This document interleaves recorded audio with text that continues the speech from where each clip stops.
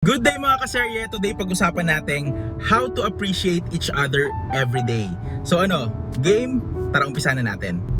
Minsan, akala natin kailangan natin magbigay ng mga mamahaling regalo o kaya espesyal na pagdiriwang upang maipakita natin sa ating mahal na siya ay importante sa atin.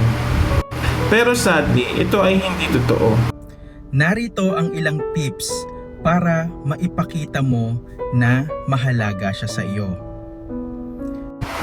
Una, ipagtimpla mo ng mainit na kape ang iyong partner sa umaga.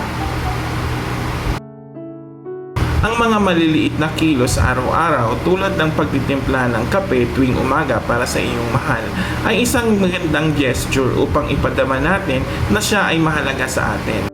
Pangalawa, isulat mo sa iyong diary yung mga bagay o dahilan kung bakit siya naging blessing sa iyong buhay.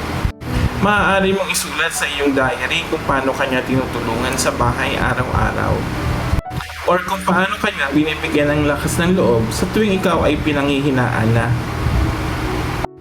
O di kaya, isulat mo yung mga bagay kung paano kanya napapangiti sa tuwing ikaw ay bad trip na. Tandaan, kapag binibilang natin ang mga biyaya, hindi natin makakalimutan ang taong nagbigay nito sa atin. Pangatlo, yakapin mo siya araw-araw at pulungan mo ng mga katagang I love you. Hindi kailangan ng isang mahabang mensahe upang iparamdam sa iyong mahal na siya ay importante. Minsan, ang isang simpleng salamat o mahal kita ay sapat na upang iparamdam sa kanya na siya ay espesyal sa iyo. Ang mga ganitong salita ay siyang nagpapalakas sa inyong ugnayan at nagpaparamdam sa kanya na hindi siya nag-iisa sa laban ng buhay.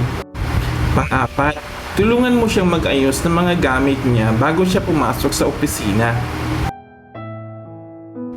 Ang mga ganitong gesture ay mainam upang iparamdam sa kanya na siya ay may katuwang sa buhay at hindi nag-iisa. Panglima, mag-iwan ka ng mga sweet messages sa mga lugar na madali niyang makikita o mababasa.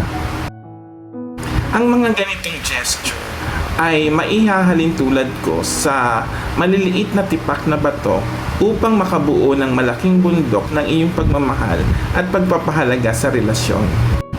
At panghuli, ipagdiwang ninyo ang mga maliliit na tagumpay sa inyong relasyon.